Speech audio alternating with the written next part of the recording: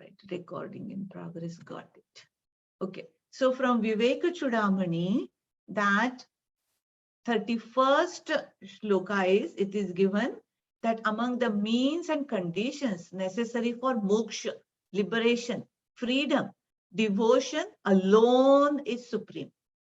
So there are different ways set for liberation. Devotion, Viveka Chudamani says that it is supreme, and constant contemplation on one's own real nature is called devotion. So when different ways we see definition of devotion or bhakti, it is nothing but making our mind pure, purity of mind, leading to clarity of thoughts and clear understanding of who am I. And once we know our true nature, the peace and the bliss automatically is the expression. So all we need to do is to purify our mind. So variety of different ways. Vinodji and Vibhaji is going to explain of going to Tirtha places, going to holy places. So what are the different ways? Sri Ramji explained to Shabriji. Okay. So this is from Ramcharitamanas. It comes in Aranya Kanda. Okay. And the 9 ways that Sri Ramji described to Shabriji is, first is company of saints, Santa Sangha. Number 2, fondness of, so Sri Ramji is saying, so it is fondness of my story, because Sri Ramji is talking to Shabriji. So fondness of Lord's stories. Humble service to the Guru, Guru Bhakti. That's the 3rd one. Singing of Lord's praises. Chanting the name, japa. That which is one of the famous ones and one of the easiest ones. Just sit at home and do chanting. You don't need to do any other equipment, anything else. You don't need to travel anywhere. Keep chanting the Lord's name. 6th is practicing self-control and virtues and restricting unnecessary activities and pursuing as how saints would conduct. 7th is seeing the Lord in everyone. So the 6th one is actually given, Guruji has given the 6th one as the salient feature of Vanaprastha. He has given how Vanaprasthis should behave. Vanaprasthis should restrict unnecessary outside activities and turn attention inside and have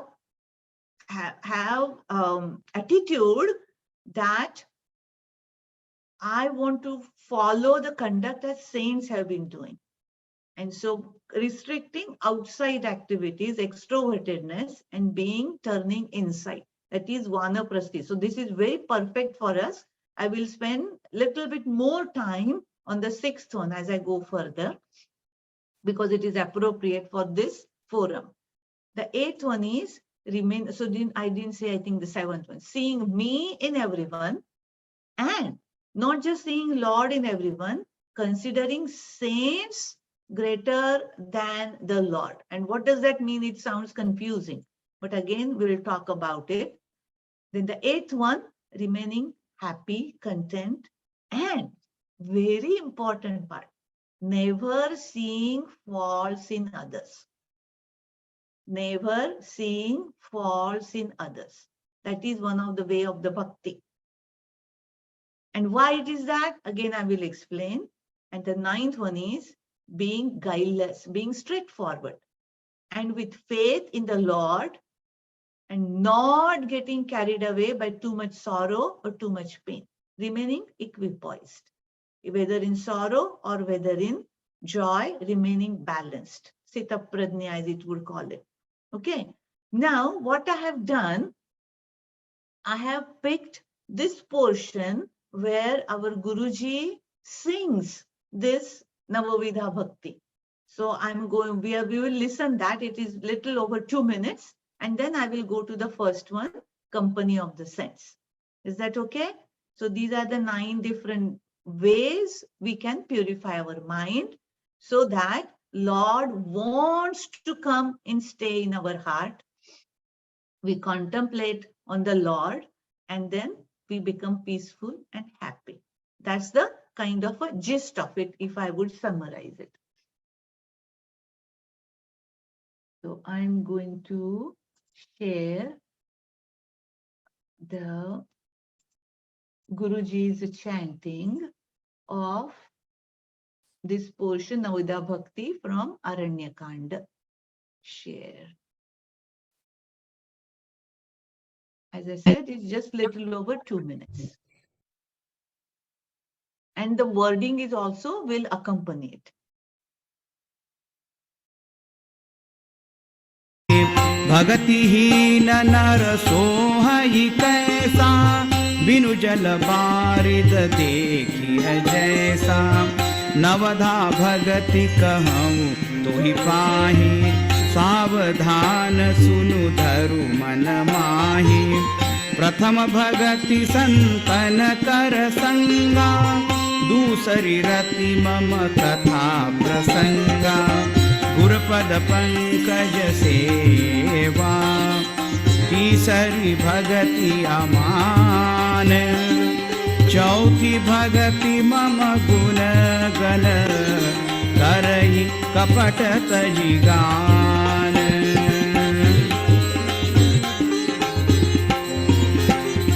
मंत्र जाप मम दृढ़ विश्वासा, पंचम भजन सुवेद प्रकाशा।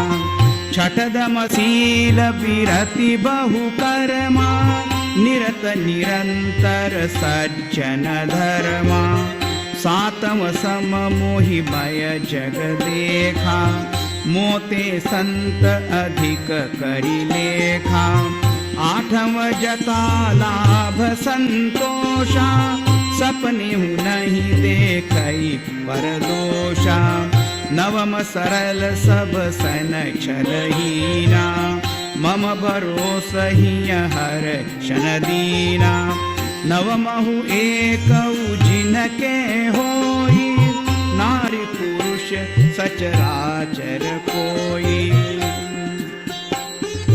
सोई अतिशय प्रिय भामिनी मोरे, सकल प्रकार भगति दृढ़ तोरे।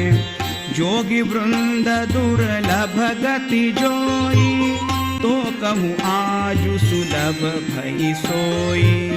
मम दर्शन फल परम अनुपा, जीव पाव निज सहज स्वरूपा।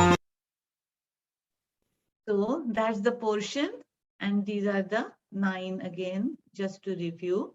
So in that, it is said that even if you follow any one of those 9, you will reach me.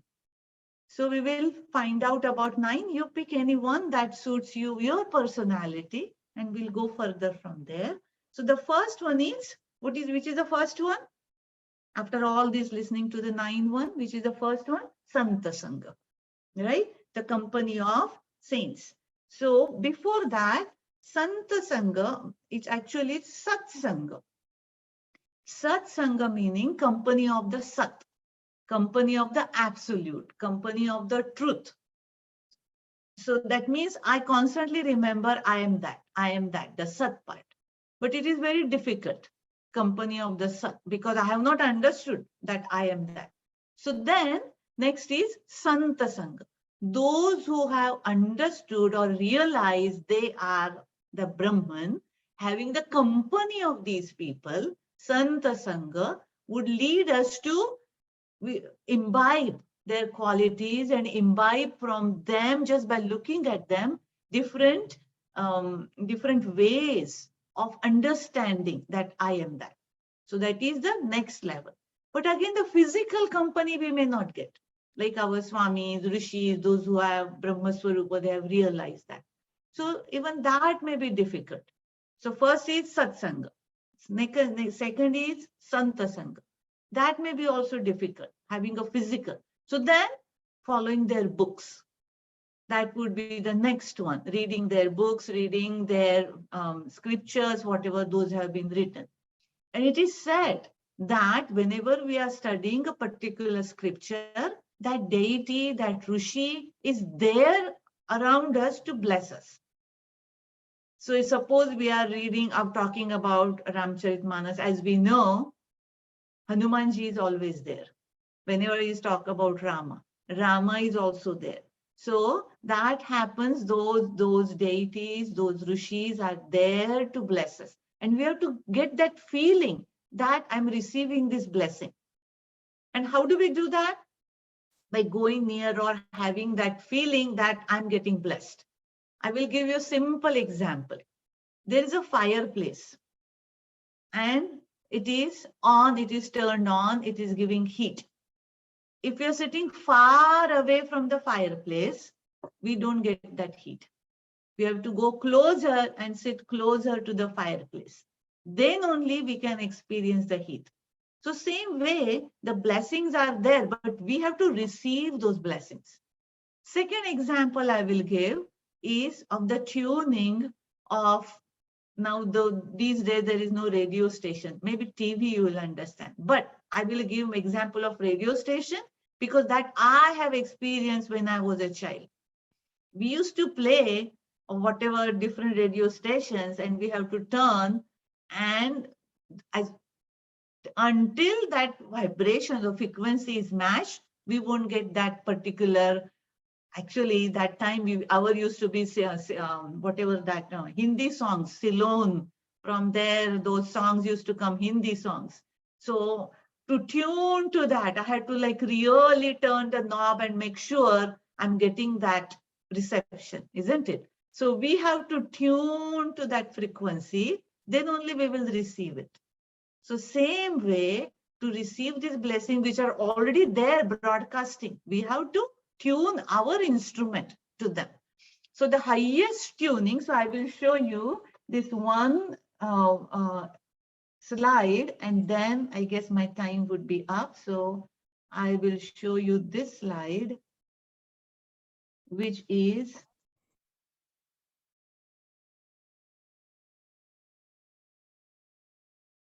Guruji is saying, Satsang is the greatest blessing. Do not wait for any greater grace from the God. So being in any satsang, either in the physical form or in a book form, or the next ones are coming chanting, going to these, as Vibha and Vinodji will explain, going to the holy places. These are different ways of satsang. And do not wait any more different grace from the God. This is the highest blessing that we are getting. Next time, I'm going to show you a small piece of our Gurudev's talk. Just 2 minutes, where he's saying what is the effect of the satsanga that is taking on our mind and intellect. But today, my 20 minutes are over, so I want to give it to the perfect timing to everyone else also. And I'm sure there are no questions in this because it's as simple as that. Have purification of mind. Lord will come to your heart, and then you will experience the bliss and the peace. Efforts on your part are what? First one, being in satsanga. That is the first one that we are discussing, being in satsanga. And that way, Guru's blessing, Rishi's blessings, Lord's blessings are there. We have to tune our mind to their teachings. That's all we need to do. So tune our radio station to whichever station you want. Mine in the earlier, younger days was, I think, the Ceylon or something, whichever it was called, for playing Hindi, Binaka, something, it used to be there. So now we have to decide which station I need to tune to. It's your choice. All right? Hari Om, and thank you so much. Thank you, Medhaji. Now I invite JG to lead us with a yoga session. And JG is a yoga expert, and he has a unique way of teaching yoga because he explains in detail what those yoga posture or pranayamas and how useful they are when they are performed. So Hari Om, JG. Hari Om. So we'll start with a simple relaxation posture. If you can stand, it's not at all difficult. I'm not trying to make you anything difficult, but very quick relaxation. Just need a little space in front of your body. Keep the legs 1 feet apart, hands sides of the body. The whole body straight. Close your eyes. When you inhale, raise both shoulders closer to the ears and roll the hands to the front of the body and bring the head down. Gently shake your hands, release the shoulders, curve at the upper back, head down. Now take another breath in. As you exhale, slowly allow the body to come forward. Keep the knees straight, both the feet firm on the ground, gently, slowly. If you want to just move the lower back, continue coming down, don't stop. Tuck the stomach in, eyes are closed. Normal breathing. As you stay there for next about 30 to 40 seconds, the body automatically will start coming down, releasing the stiffness at the lower back, hip joint. Simply notice at the neck and relax. Gently move side by side. Shake your hands, open and close your hands, relax. No tension at all. You may feel the heaviness throughout the upper part of the body. Your body is coming down further and further. You don't need to try to touch the ground, but if it is coming to the ground, that's fine. Allow the hip joint to open up, lower back, increasing blood circulation to the upper part of the body. Normal breathing, close your eyes. Simply feel the whole tension is oozing away from the body. Now, when you inhale, slowly curve the spine from the lower back, straightening the spine slowly, gently. Your shoulders relax, neck is relaxed. Slowly straightening the spine. Still coming up. Eyes are closed. Come to the standing posture. And with an inhalation, raise the head up. And bring the hands sides to the body. Look, stay straight there. Now we'll do the complementary forward bending. We will do the complementary backward bending. Bring the hands to the hips. Thumbs touching at the sacrum. Use the thumbs to massage. Press hard at the lower back. Reverse. Removing that stiffness. Now roll the shoulders back. Bring the elbows closer. Expand the chest. Take a deep breath in. Here, drop the head backward. Exhale, continue going back. Slowly, don't stop. Half an inch at a time. Expand the chest, normal breathing.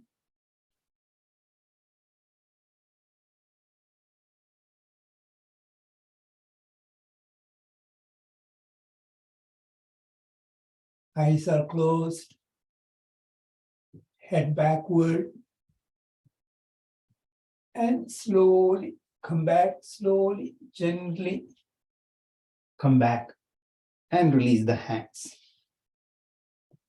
Now we will do a simple breathing practice. In here, when we are inhaling, when we inhale to the nose, we raise both hands up. Exhale to the mouth, as if you are releasing all the toxins, all the tension from the body. I will play a music. The music will say 1, 2, 3. So you have to mentally align with that counting. 1, 2, 3, raise the hands up. 5, 6, hands down. Like that, continuously. Start now.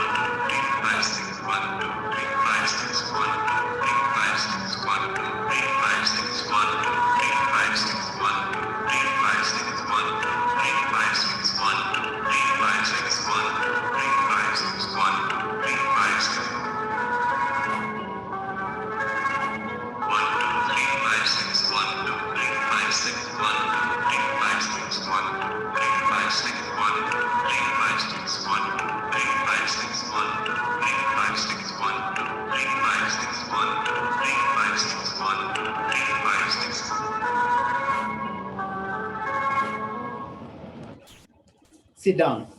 You can sit down.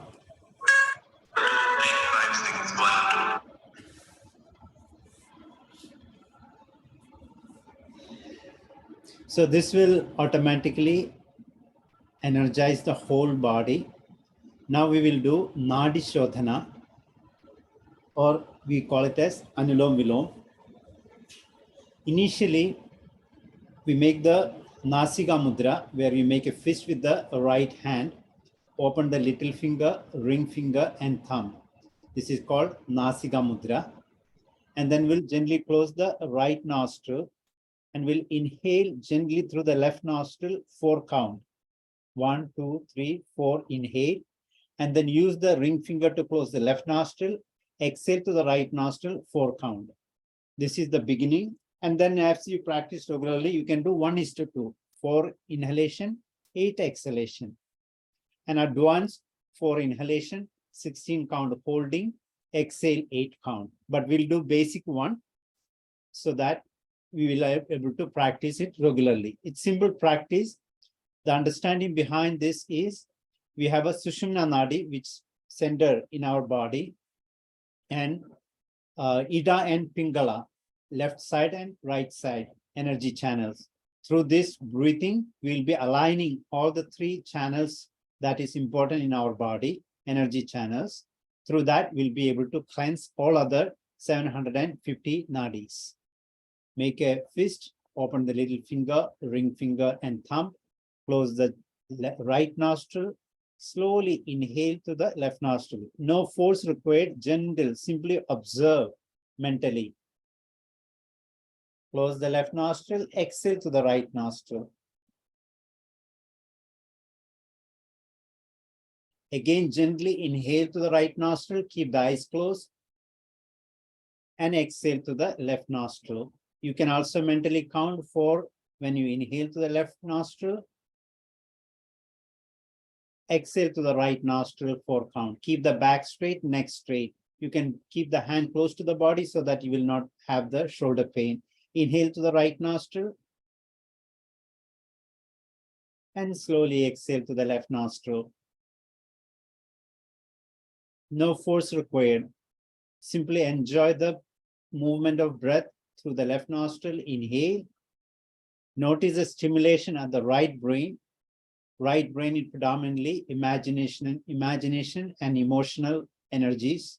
As you exhale to the right nostril, release. Inhale to the right nostril. Notice the stimulation of the left brain, which is predominantly intellectual, thinking, concept. As you exhale to the left nostril, let go. Slowly inhale to the right nostril. Observe the right brain. Exhale to the right nostril. Let go all the emotional energy. Inhale to the right nostril. And exhale to the left nostril.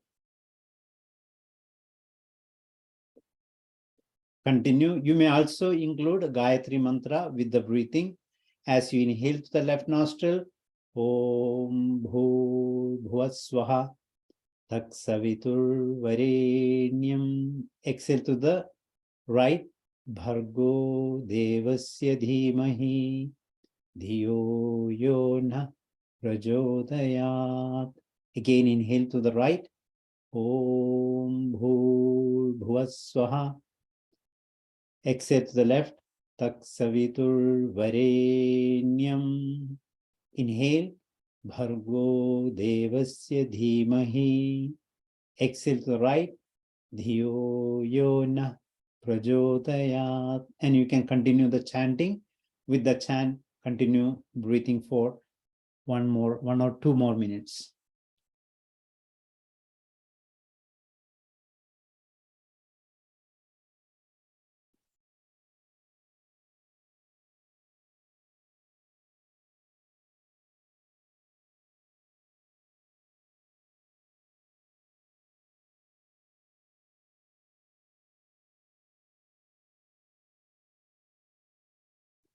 Make it as smooth as possible, as slow as possible. No force required. Initially, you may feel little rough, but as you practice regularly, it becomes so smooth, joyful, engaged. Breath is one of the activity in this body, happen 24/7. When we focus on that, our mind automatically calms down. All other thought will vanishes.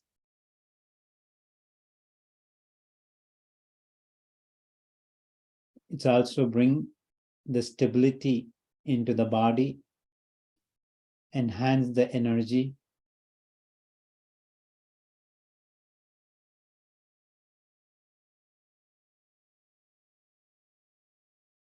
Normally, it is suggested we should do the Nadi Shodhana at least 4 to 5 minutes minimum. As you practice regularly, you can do up to 20 minutes, 30 minutes. By simply doing this regularly, you will start developing that inner strength. Most of the exercises focus on the muscles and our body structure, where the pranayama focus on our energy level, which is very important for our overall health, physical, mental, and spiritual health. And make it joyful so that you will be able to practice regularly. One last round. Inhale gently through the left nostril. Exhale slowly through the right nostril. Inhale to the right nostril. And exhale to the left nostril. Bring the hands down. One more simple practice. We'll do Brahmari Pranayama. So here we use the Shanmukhi Mudra, where we use the thumbs to close the ear, pointing finger touching at the eyelids, middle finger at the nostril, ring finger at the upper lip, little finger below lower lip. We have 5 senses. Ears, through the ears we hear, through the skin we feel the sense of touch, through the eyes we see things, through the tongue we taste, and through the nose we smell.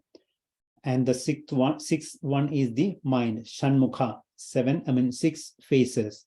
All 6 faces are withdrawn within, and then we'll make a sound, sound, and feel the vibration at the middle of the eyebrows. We submit, offer The origin for all the vibration is from that pure intelligence, the consciousness within us. So we are recognizing its presence through the sound and then to the silence. So close your ears with the thumb, gently touch at the eyelids, middle finger touching the nostril, ring finger at the upper lip, little finger below lower lip. Inhale to the nose.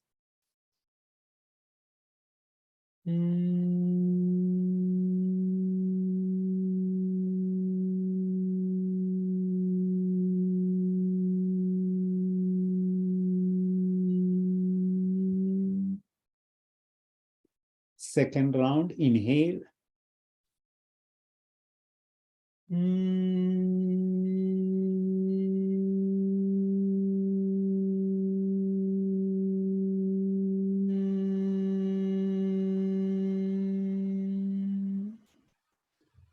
Third round, inhale.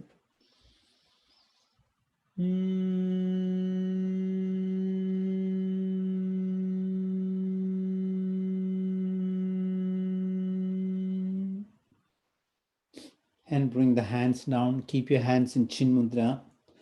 Simply observe at the forehead. Feel the expansion. Identify yourself with that expansive awareness. I am that pure existence. And bring the hands together. Rub your hands. Make warm hands. And bring the middle of the palms covering the eyes. Very good practice for eyes, muscles of the eyes, relaxing the face muscles, and gently massage over the eyelids. Slide the hands to the face. Hari Om.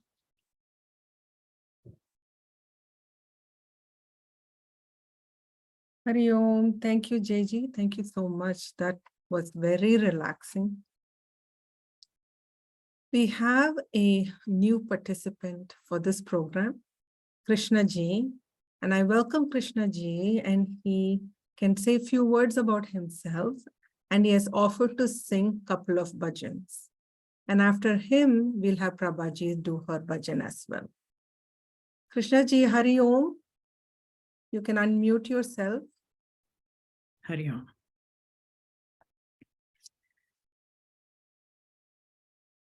मेरा नाम कृष्णा है और मैंने थोड़ी देर पहले ये Chinmaya mission join किया है, तो उसमें मैंने रिक्वेस्ट की थी कि अगर सीनियर सिटीजन का कोई प्रोग्राम हो तो उसमें मुझे प्रोजेक्ट में भेजना, तो उन्होंने क्या ऐड किया। मैं एक्चुअली न्यू जर्सी से हूँ, मैं 2 साल से यहाँ मूव हुई हूँ, मगर वहाँ मैं सीनियर सिटीजन में कमीशन में काम करती थी। हम सीनियर सिटीजन का काम करते थे, वहाँ हम भजन भी बोलते थे और ये so they don't feel useless. So we have given them a project to knit anything you want. You can knit a hat, you can knit a booties, you can knit a shawl, you can knit a scarf or something. So then we will get a lot of, like some people made boxes and boxes, you believe or no. And then we will go ahead and donate to the hospitals or to the needy people or to the cancer associations. So I came from there, and here it seemed like I was not doing anything. Then I started the satsang. We do it every Thursday night, which is from 8:50 to 10 o'clock sharp. And people sing bhajan. And then sometimes we also have discussion on some subject, like it could be why we make a mandir, why we go to the temple or something like that. So that's what we do. And then I was talking to Suchi, and she says, oh, you wanted to sing bhajan? I said, well, I sing it, and if I can, that'd be great. So I'm not a singer, but I love to praise God, that's all. So I'll just sing one bhajan first. ये श्री रामचंद्र जी का भजन है। जरा शरण मेरे राम की, मेरा राम करुणा निधान है। जरा शरण मेरे राम की, मेरा राम करुणा निधान है। घट घट में है यो रम रहा वही जगत का भगवान है, जरा आ शरण मेरे राम की। भक्ति में उसकी तू हो मगन, उसे पाने की तू लगा लगन। भक्ति में उसकी तू हो मगन, उसे पाने की तू लगा लगन। तेरे पाप सब धुल जाएंगे, तेरे कष्ट सब मिट जाएंगे। प्रभु नाम ऐसा महान है, जरा शरण मेरे राम की। मेरा राम करुणा निधान है।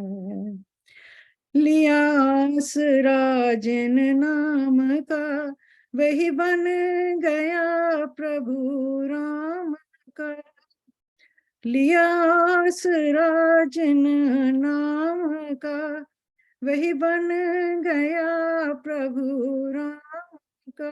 जिस नाम से पत्थर तरे, जिस नाम से पत्थर तरे, उसे तेरा तरना आसान है। जरा शरण मेरे राम की, जरा शरण मेरे राम की। मेरा राम करुणा निधान है। तेरी बचड़ी कब से पुकारती, तेरे चरण अर्ज गुजारती। तेरी दासी कब से पुकारती, तेरे चरणों अर्ज गुजारती। मत भूल जाना हे प्रभु, मत भूल जाना हे प्रभु। तेरी बचड़ी बड़ी अनजान है, जरा आ शरण मेरे राम की। मेरा राम करुणा निधान है, जरा आ शरण, जरा आ शरण, जरा शरण मेरे राम की। बोल श्री रामचंद्र की जय।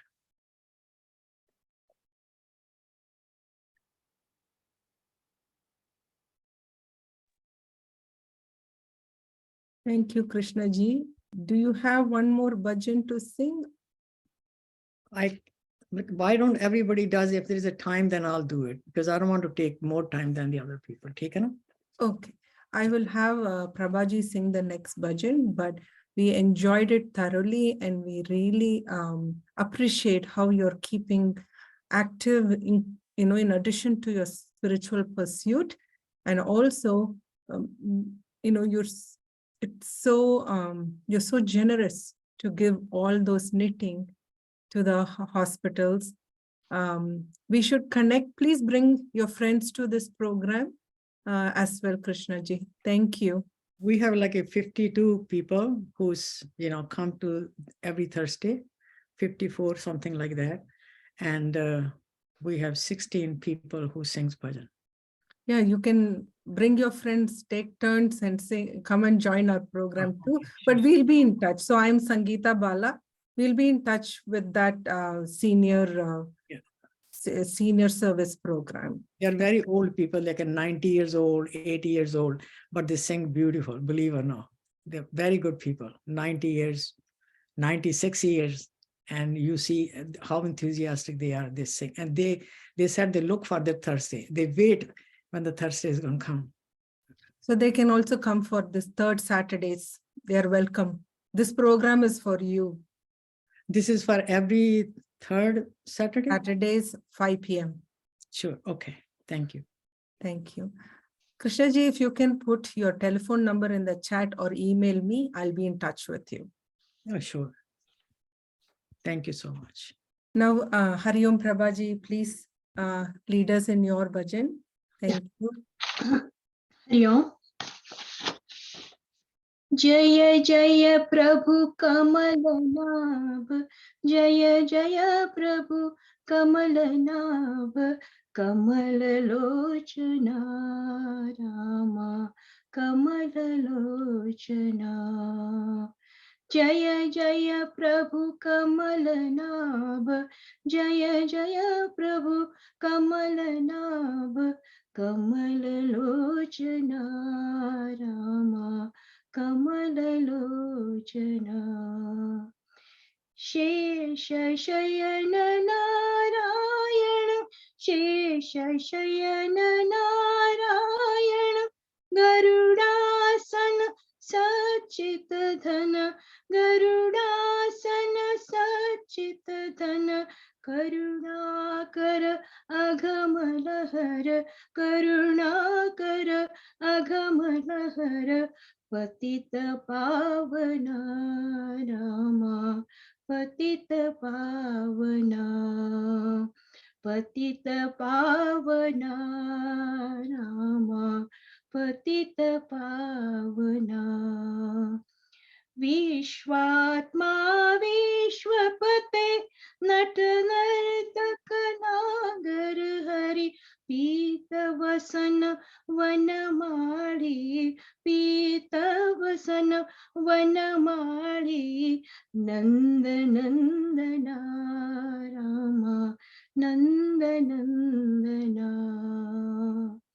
गोवर्धन उत्तारण, गोवर्धन उत्तारण, जय गोपी मनरंजन, जय गोपी मनरंजन, मदन दहन प्राण तुझे, मदन दहन प्राण तुझे, हो कृपा घना रामा, हो कृपा घना। दीन दास दास गणो, दीन दास दास गणो, शरली शरण हरण करी, सकल दुरित हित सतत, सकल दुरित हित सतत, तुझसी प्रार्थना रामा, तुझसी प्रार्थना।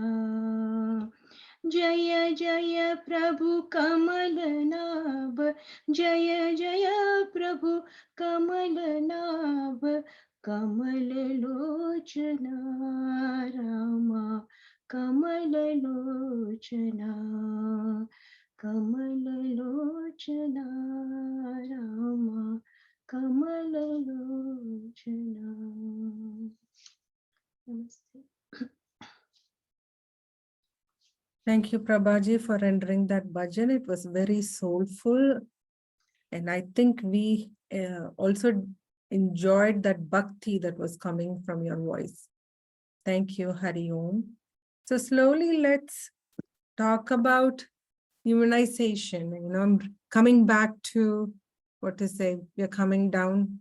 I mean, I felt like we were in a very heavenly mode, and now I'm slowly bringing you back to the, earth. So immunization, we all should be vaccinated. We always, right now we are thinking about COVID vaccines, but other than COVID vaccines, there are other diseases that are also going around. This is the flu season, and flu is on the rise. And the last 2 years with the pandemic COVID-19, we saw flu come down, but it's again, the numbers of flu infection is going up. So everybody should get a flu shot. You know, there is no age restriction actually here, and elderly especially should be getting the flu shot. Whenever I say elderly, I'm focusing on 65 and above, but everybody should be getting their yearly flu shot, because the flu viruses is always mutating and there is a variant every year. So people above 65 years and older should receive higher dose flu vaccine. or an adjuvant flu vaccine. This is they have special ingredient that helps to create stronger immune responses. So that's why the high dose flu vaccine is recommended in the elderly. And pneumonia vaccine is also very important. There are two types of pneumonia vaccine that are in general recommended. So there is pneumococcal conjugate vaccine, which is called PCV13. There is also PCV15 and PCV20. And then pneumococcal polysaccharide vaccine, PPSV23. What are these? These all contain, contain the ability to fight against the various types of pneumonia organisms that cause pneumonia. So the way you should get it, you should be talking to your doctors, because sometimes these PCV13 were the earlier vaccine. So some of us would have got it earlier. However, you are supposed to get both.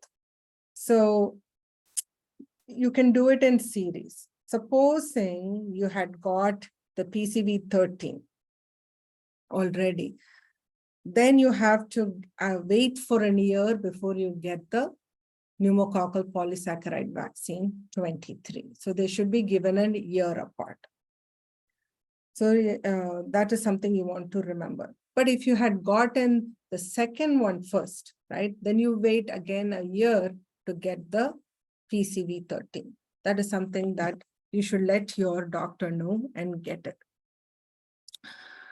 The other one is the shingles vaccine. Shingles are these rashes that occur if anyone had chickenpox. Chickenpox virus stays in our body, in the nerves, and then when our immunity goes down, it comes out as rashes. So these rashes are generally found along the nerves are follow the path of the nerves. Let me put it that way. So it's usually occurs in the back. These are intercostal nerves, the nerves that are found between two ribs, and then they follow the same path and they come from the back and they wrap around in the side and in the front. They're very painful. Even after the rashes disappear, they leave nerve pain. So it's best to prevent them. Even if you had got shingles, it's good to get a shingles shot. And shingles vaccines are recommended for anyone who's 50 and above. So I thought I'll mention these three vaccines, but I'm going to continue talking about vaccine in our next few programs, because it's just not these three. There are other vaccines too, like tetanus, diphtheria, TD. There is Tdap, tetanus, diphtheria, and pertussis. And also we have to update our measles, mumps, and rubella vaccine, and also hepatitis vaccine. So I thought I'll just start talking about these three, and as we go on, we'll cover all other types of vaccines and immunizations that's required in the elderly population. And also definitely I'll be talking about the COVID boosters too.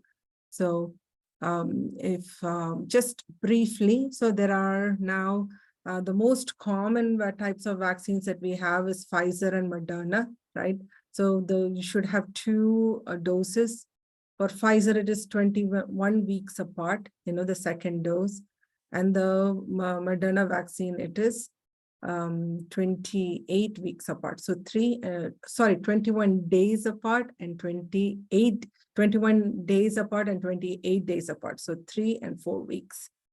The third booster is given about 8 weeks after the second dose. So everybody should have at least got 3 doses. And the fourth dose also is being recommended because of the various variants that are coming. We know every day, I cannot keep track. If anybody is keeping track, kudos to them. There is a variant almost every second that is being announced. Prevention is always better than cure. Please wear your masks. I know masks rules have been relaxed, but wear masks and hand washing is very imperative to prevent any viral infection, any infection for that matter, especially viral infection like flu and COVID-19. So thank you so much. I will, without further ado, we've all been waiting for this interesting program.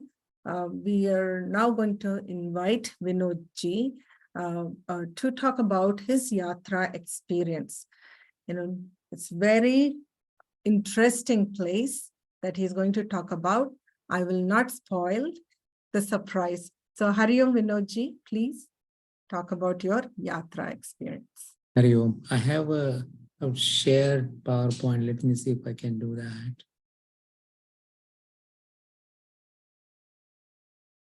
Are you able to see this?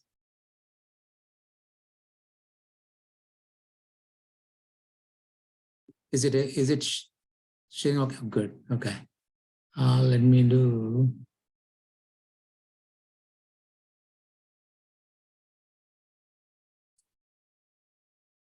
Okay.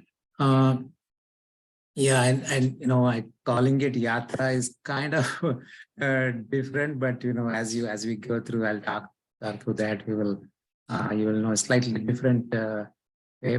But essentially, we as a family went to this Angkor in Cambodia in just a few weeks ago.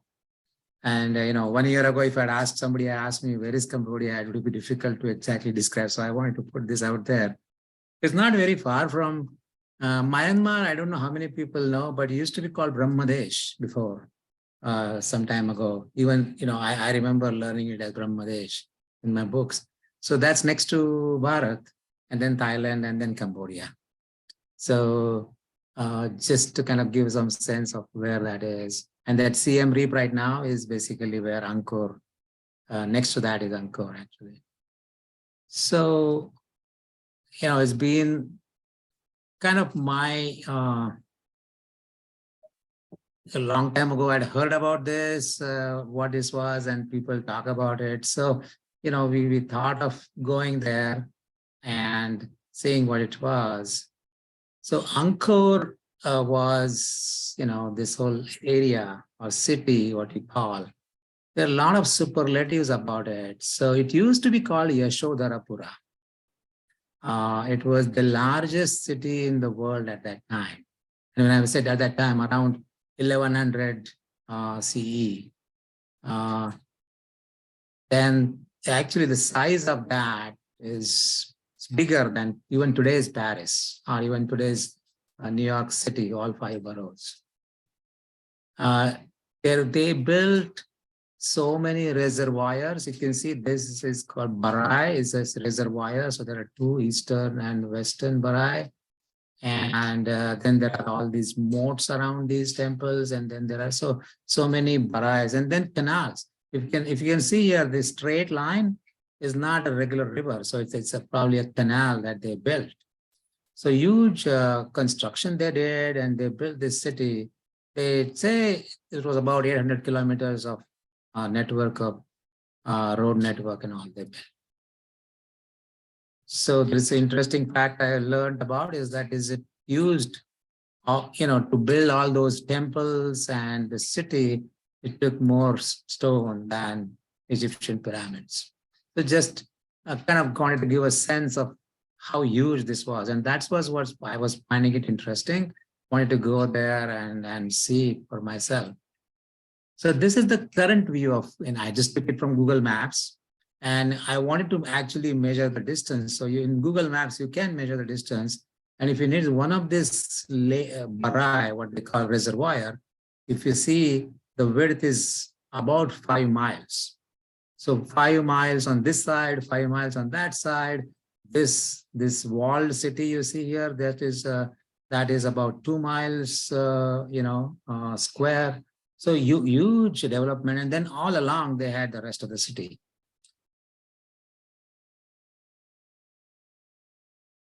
So then I just thought I'll give you some, because a lot of people don't know what how this some people don't know there was this Hindu or you can say, from India influenced civilization there. So just wanted to give some sense. So before this Khmer Empire started, there was this other Chinla dynasty from that, and there are a lot of names you will see: Shrutavarman, Bhavavarman, Ishanavarman, Mahendravarman, so all Hindu names. Eventually in 800, there was another king who came, Jayavarman. He created this empire. He called himself a divine ruler, and Shaiva dynasty started. The name of the empire at that time was Kamboja Desha. And you will notice here, Kamboja Desha at that time was Cambodia, Thailand, and part of Vietnam. Vietnam actually at that time used to be called Champadesh, So, yeah, I just want to confirm how much time got. Just You got time. okay. 6:15, but you got time. Usually, Okay. Okay. So one of the interesting thing about this Khmer Empire kings was that they portrayed themselves or thought themselves as demigods. And they thought, oh, they are actually sons of God, and then they are supreme rulers. Something, I don't know whether in Bharat some kings thought that way, but here that's what we learn. And towards 11th century, this king Surya Varman, he built this biggest temple in the world. It's considered to be biggest temple, Hindu temple in the world, Angkor Wat.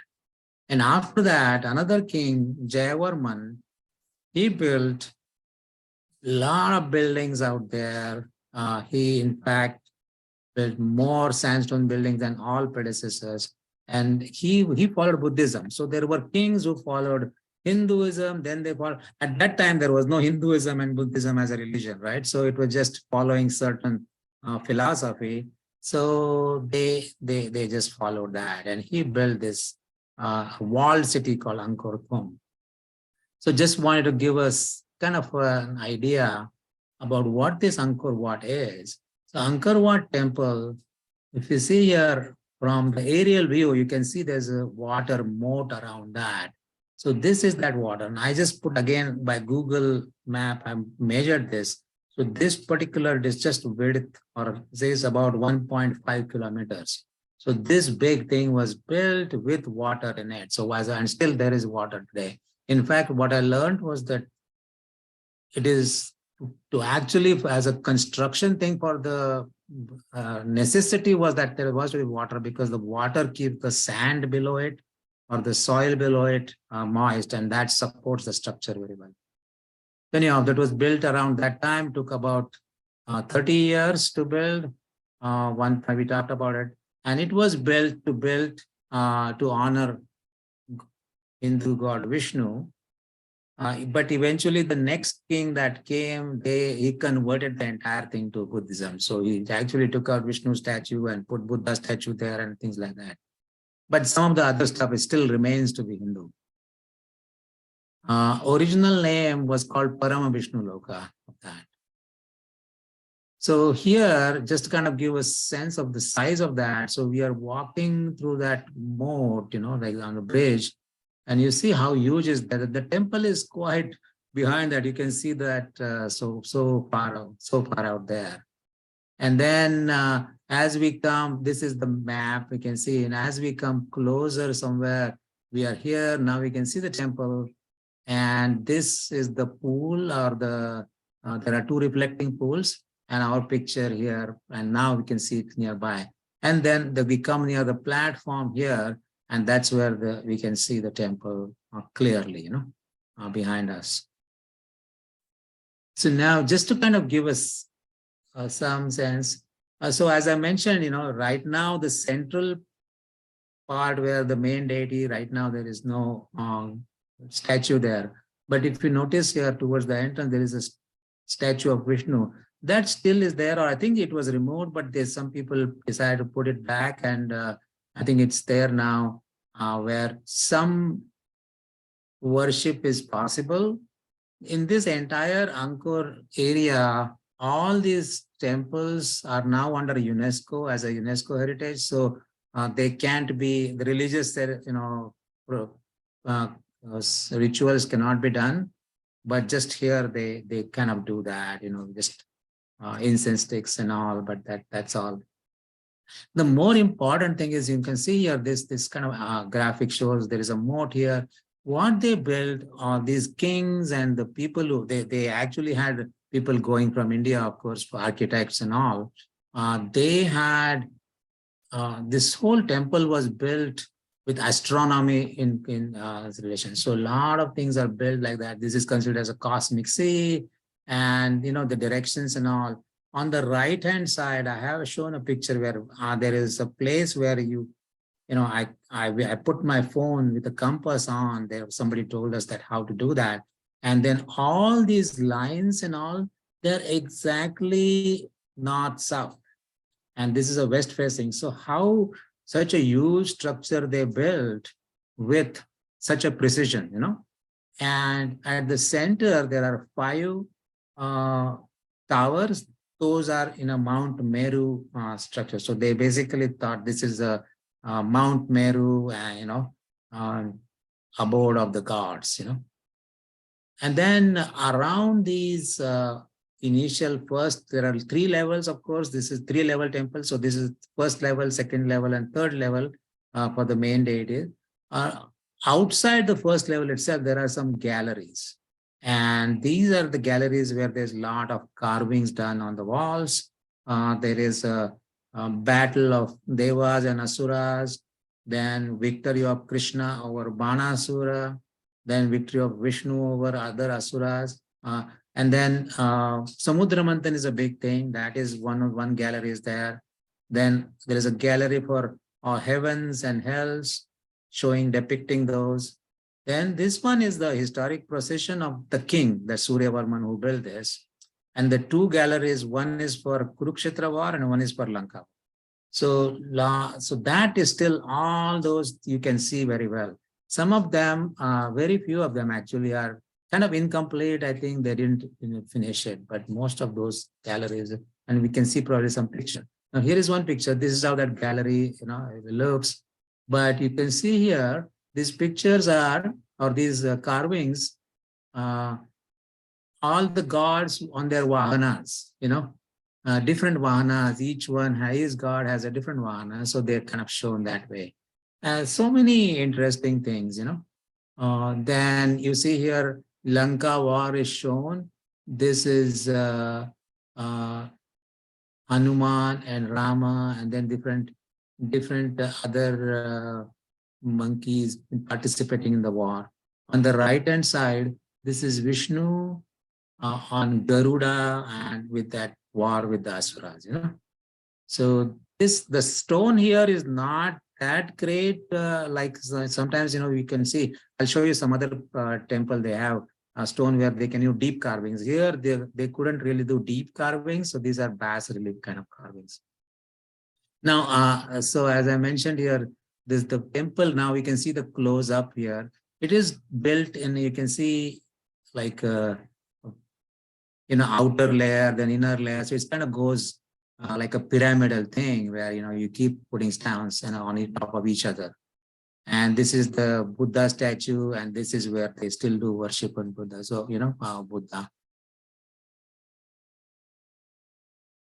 So now I think this is about Angkor Wat, but there are other temples there. As I mentioned here, this is the map that you saw. So Angkor Wat is this piece. So as huge it is this piece. And then this Jayavarman, after Suryavarman built Angkor Wat, he decided to build much bigger things. So he built a walled city around it. He called it Angkor Thom. Right now it's called Angkor Thom. I don't know what they call it at that time. Probably Ashodarapura, that's as I said. And in the center of that, he built a Bayon temple. That is a Buddha temple, according to that. And so we will see some of that. So at the entry gate of that is there are 4 gates of that city, walled city. So there is a Samudra Manthan. So there are 54 gods on this side, 54 demons or asuras on this side, and that's a Samudra Manthan shown with a serpent. And that is the gate, So one interesting thing I found is that, although we have Samudra Manthan in our Puranas and we learn about it, all Buddhist temples, so this was built, I don't know, he was following Buddhism at that time and he built it. But then we found a gold Buddhist temple in Phnom Penh where same Samudra Manthan. I don't know how, some of you might have gone to Thailand if you're gone. I heard Bangkok airport has Samudra Manthan scene actually, on that airport itself. So for some reason, Samudra Manthan is everywhere in Siem Reap, in Phnom Penh, a lot of places in Cambodia. I heard Thailand also. So this is that Bayon temple where they have 54 towers built with 4 faces, on one face on each side. And some people say different face God, but I think what this king, as I mentioned, these kings themselves were treating themselves as demigods. So these are his faces, Jayavarman VII, who built the most of the bigger Angkor tomb and Angkor others. So he was in Bodhisattva. And the original name of this temple was called Jayagiri. So you can just see how the hugeness of this. There are some galleries there also, some daily life scenes. You can see here how they've carved, person prostrating, a lot of people prostrating in terms of in front of God. Then Homa here, and this is a naval battle. Big wall is showing naval battle between Khmer and Champa, Chams, which are basically from Champa. And there are older temples there in that, which is again built on 1000, and this was built on 900 times. And this one is now kind of taken over by trees. They are not, and this is the most of the temples are in this condition actually.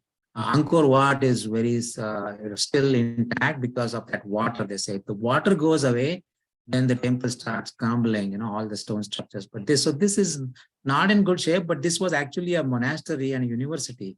They say at that time there were 2,700 monks in that university and monastery. So one of the temple, then there was another temple about 20 kilometers from there, and this looks very much like temples in our south. I think we can see this is a red sandstone, so there are. Carvings are more intricate, deeper carvings. This is Narasimha. This one, I think Indra on Airavat. And these temples, you can see structures and the carvings you can easily see. The name of this was built about 900, and name of this was called Tribhuvana Maheshwara. It was dedicated to Lord Shiva, and Vishnu, both actually on that. And the original town was called Ishwar. So as you can see, a lot of our original Hindu names, what you can say. Nowadays, none of that is there, but we know from history. The next interesting thing that we found was about 50 kilometers from there. There is this river where you go uphill 1 hour on the mountains, and they have carved thousands of lingas. So you can see they're kind of carved like this, where, this is a linga, and they also have other gods. So this is Vishnu, Sheshashayi Vishnu. Unfortunately, Lakshmi is now kind of maybe broken or something. But you can see that many places they are Vishnu, Shankar. I'll show one more picture here. And this dates back about 1000, around that time frame. The idea, what they say is this king wanted was that he wanted, like we say, Vishnu Padodaka Tirtham. So you will do puja every day and you get Tirtham. This king wanted that everybody in their home, when they drink water, is coming from, flowing actually around the feet of gods, So here you can see, this is the picture where, this is the Brahma picture. Brahma's carvings, and this is where Vishnu is there, and you can see that the water flows around his feet. So that was that king's idea. So a lot of some of the interesting things what we noticed that these kings had. So another temple that we saw was It's on a mountain top, about 200 kilometers, 250 kilometers from there.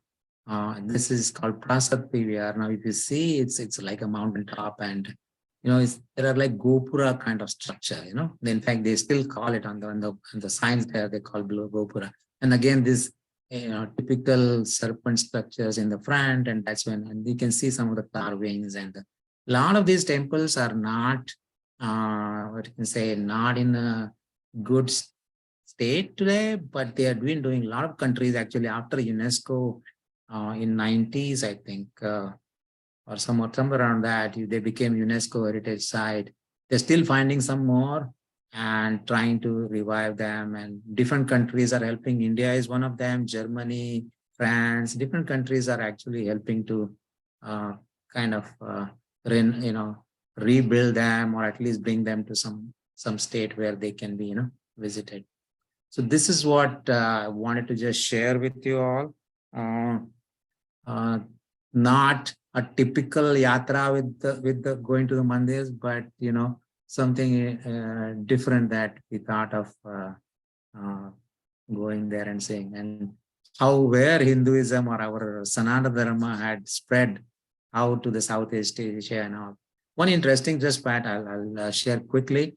I met one person there in Angkor Wat, and he is staying there for 2 months to share, or he is going to research the Angkor Wat, and he's going to write a book. He happens to be a Chinmaya mission member from Maharashtra.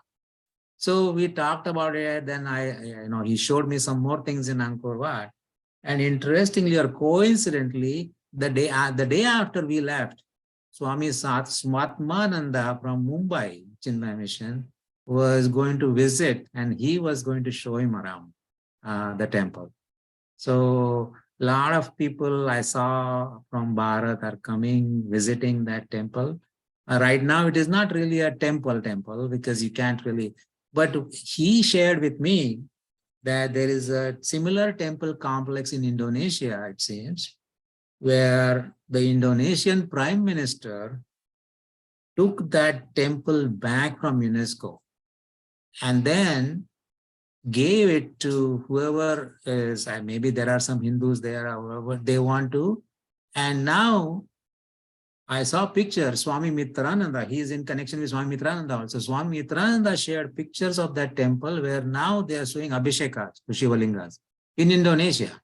So, it's a lot of interesting things. I never knew that such a thing was there and across, in Southeast Asia, beyond Bharat. So, in Bharat, of course, we have lots of temples actively getting used. Here, they were not actively getting used or getting worshipped and all. But he was saying now there might be some efforts to, in Angkor Wat itself, they might, it will take some time, but Indonesia did it. So that is all I wanted to share in this. So, sorry, it took a little more time, but hopefully this was something you found interesting. It was very interesting, Vinodji. You took us, it sounded more like a yatra than tourism, you went to all those temples and... Yeah, it took about 5 days. It took 5 days, yeah. So different, because multiple towns are there and also, yeah. It's so amazing, it's similar, the concept, right? The Vedanta concept where there is no separation between, our spirituality and way of living, right? The concept is, the water should touch the feet of the gods before we use it. That's such a beautiful concept. And I also liked how they brought the Trinity, right? The Shiva, Brahma, Vishnu, and Shiva. Yeah. So it was very beautiful. I would not never known, all this information. We know, Angkor Wat is the largest Hindu temple, and it is not in India. That knowledge I had. However, but it's also sad to see that they are in ruins, right? Most. Yeah, no, that is the problem. I think one of the things that happened, I think, I don't know, in India at least, our civilization can be considered as a continuous civilization, like, and because of the strength of not just kings, but the people. People. And here, the kings might want to do something, but with there has to be support from people who are actually trying to do that. And maybe they didn't have that, or they we have to keep thinking, how come this, this was at such a level in the world, and then just kind of collapsed in next 100 years, something to think about. Yeah. So And with all the invasions that India has experienced, right? Different cultures have come, but we remained, right? Our culture. yes. And that is not just because of kings, actual people, they kept our civilization going, and most of it is because of the I would say the spiritual foundations, and just like, for example, north versus south, also if you see, south was more protected, and they still, at least that's why we still have, because of Shankaracharya, of course, we have our dharma, Sanatana Dharma is still there, so that is, so kept on going because of somebody like Shankaracharya came, and some other people came who kept it going, not the kings, right? They're not, none of them were kings. And also in general, I feel our spiritual vasana is very strong. Very strong. Yeah. We all kind of gravitate, like look at us. We came away from our country, and then we are still, right? We are still holding that spiritual knowledge, and we value it a lot. So yeah, but thank you for sharing. And if anybody has some questions for Vinodji, maybe you'll be thinking of planning a trip to Cambodia. Maybe he can give you some tips. So we can spend another couple minutes before we close the program. On the same note as what we were just discussing, in my recent in a course I did with HUA, Hindu University of America, they were saying, teaching how Bhagwan Vedavyasa, it was his idea, conception, in the sense that the person we know as Vedavyasa, Vedavyasa just means the editor of the compilation of Vedas. He was actually the 28th editor, and that he got this idea of having a conference, of putting all the Vedas, knowledge of the Vedas together and document it. And so he called a 12-year conference, and in the area between the river Sindhu and Ganga, and he got the support of all the kings to clear that area so that people can have a 12-year conference. So he got all the rishis from all the different matas to come, and they all spent their time to compile it. Similarly, he did another conference of 12 years or so in Naimisharanya for the Puranas. The Puranas were all the stories and together to get that thing.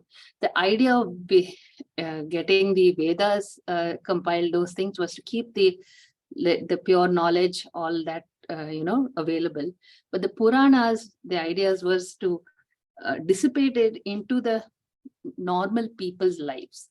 So the way that conference was held was morning. The people who would do the conference were called Sutas, Suta Puranics.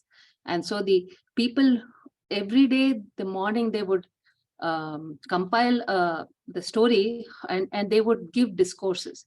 In the daytime, the kings had to come and attend the discourses. In the evenings, after people finished work, they would come and listen to the story.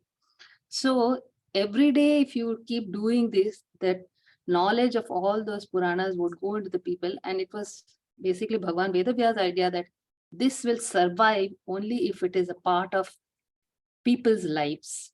And to say much credit of Hinduism surviving is because of that revolutionary idea that it should not remain in books or with the learned, but it has to become part of the people's lives. So I was just I just recollected that when you were talking about this. But that was very beautiful that you shared. the Hari Om Vinodji, this is Jay. So I watched a couple of videos and all these, how it took over by the Buddhist and all that. So I thought the Buddhist worship is still going on there, but not Hindus. Is that correct? Or there's no worship? No, I mean, many Buddhist monks come there, but they have their worship there in that main hall. Is that true? So yeah. So in Angkor Wat now, although it was originally Vishnu's temple, now in the main level there are Buddha statues. At one time, that king had put 1,000 Buddhas. They say we right now we see only maybe 25, 30 statues. But so some of those Buddha statues they do worship. So some monks are there in the area. Other temples have, but in general they say. Once a temple area is taken as a UNESCO heritage, they don't want to specifically promote any religion, or they don't want any religious activities there. So that is it. But people are now trying to do like this Vishnu temple that is outside on the they are doing at least worship in terms of have continuous incense, things like that. Yeah. I hope the Indonesia model will come back soon. Yeah, this person who from Chinmaya Mission, I met him. He was saying that they're trying. Yeah. Yeah. Thank you for sharing. General population is Buddhist or? Yeah. Yeah, mostly Buddhist, right? Yeah. In that whole area, actually, Vietnam, Thailand, everywhere. See, even Vietnam was called Champa Desh. And Thailand, I think, was Siam. Now, I told you Brahmadesh. Myanmar was Brahmadesh, right? So all those are, they were, Sanatana Dharma people were going around, Yeah. Hari Om Vijayji, would you like to say a few words? Hari Om Sangeeta ji, Hari Om everybody. Ji did a good presentation. Thank you very much for sharing. It's like we are all going to Cambodia.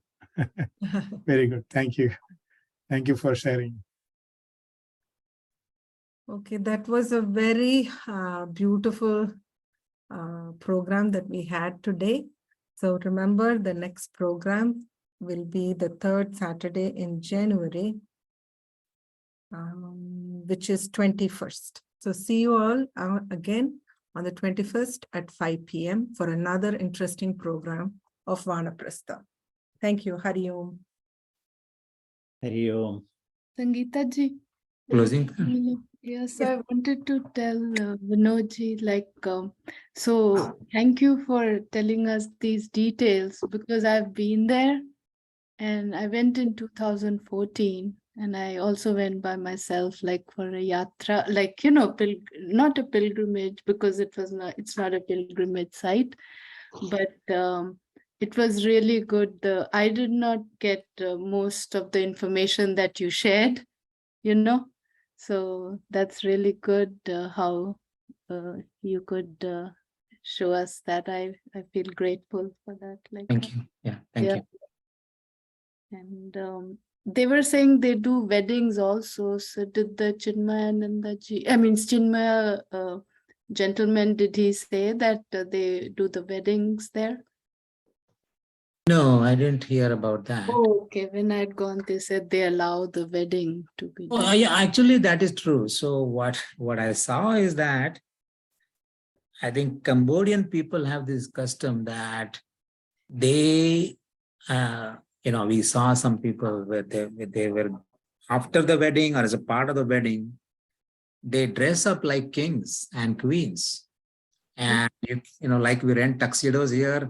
It seems I was asking him, where do you get all this stuff like mukta and crown? They do. They rent that stuff and then go to the temple and then come back. So I think that ritual is there. I could see them going to Angkor Wat. Yeah. And they wear red also in the wedding. Yeah. The ladies. Yeah. Thank you. Thank you, Sangeeta ji. Sorry, and Mukta ji. Hope you recover quickly. Thank you. We'll Yeah, it's really bad. Away from COVID. Yeah, Sangeeta ji was saying every time new strain. I Variant. know it must be because I had it last Wednesday and everything came back. I mean, it's been really bad, and the skin, the skin, like it doesn't feel like the body is mine, you know? It's like so horrible. Besides all the other symptoms. Sorry to hear that. Yeah, it's really bad.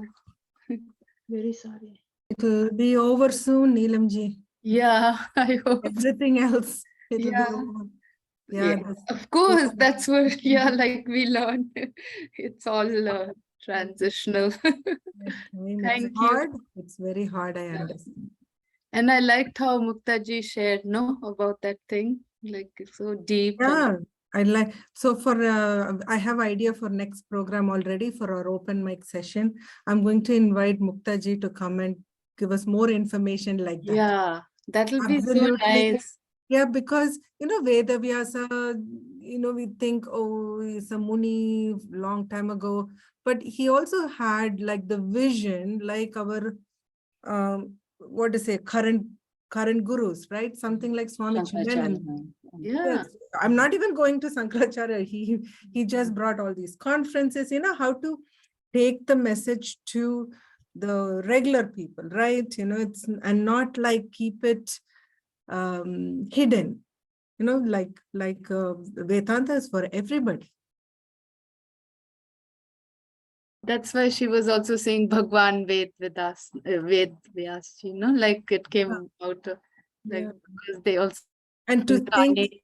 from the 21st editor, oh my God, then we don't know who other 20 Veda Vyasas were, right? So they're like, Yeah. so our lineage, the structure, way of keeping our scriptures and then disseminating to the public and or people, it's been going on for, time immemorable, I think, right? For Yeah. thousands and thousands of years. And that's the, we should value that and benefit that, right? That's In- very In, grateful. in recent times, there's been a lot of research about all of this to kind of put dates around this, because sometimes we hear, oh, there was this, there was that, but when did Mahabharata war happen? When with Ramayana war happened? So people have done 20 years of research on that actually, and there is some very good information. I keep watching those videos to understand that and learn about it. So a lot of that, and like they say, today we see some people with last name Vyasa, right? Yeah. So first name too. And they come from that lineage, actually. They probably come from that lineage, we just, and so Vyasa must be a long lineage of people who kept making sure that the Vedas are. Yeah. Have you seen somebody edited, last name also, Vinodji? Trivedi, Trivedi, Dvivedi, so those are Chaturvedi. And I'll be like, oh my God, Trivedi. And what, Trivedi himself doesn't know he's Trivedi. Yeah. So I said, oh my God, the way I got he got my attention was the name. Yeah. And as soon as I started talking, he was like, oh, no, I don't know any Vedas. That's what he told me. But Their ancestors knew, right? yeah, but he was also spiritual. He was talking spirituality, like J. Krishnamurti and all he knew. But it was, that's what brings us together, right? That attraction to the name, and that's how, but it's beautiful. I really like this portion. So Mukta, I'll be in touch. Okay. All right. Thank you, everyone. Thank you. Hari Om. Hari Om. I'll close the program if that's okay. Yes. Hari Om. Hari Om. Thanks, Sangeeta. Thanks, Anbu. Thanks, Shishuji. She's Babaji. been very quiet this time. I was going to ask something to Vinodji, just 1 minute. But Vinodji left. yeah, that's okay. I can ask him next time how he decided to go visit To there. Cambodia, right? He wanted to ask too. He but- wanted to go, but it was, for his 60th birthday, the kids decided that they will take him for his other No, thing. but he has to have something in his mind why he wants to visit, interested here. You know what I'm saying? Why That- not? Thailand, and why not other places, right? Yeah, Why Cambodia? That, or we should ask the kids, why did you pick Cambodia for your No, no, dad? he liked it so much, so they all went. yeah. Oh, I meant to ask him, but then other conversation came between. Then I said, okay, I will wait. That's okay. Yeah. Okay. Thank Okay, you. Prabhaji. Hari Om. Thank you, Sangeeta. Yeah, yeah. Bye, Mukta. Bye, Prabhaji. Thank Hari Om. Hari Om. you.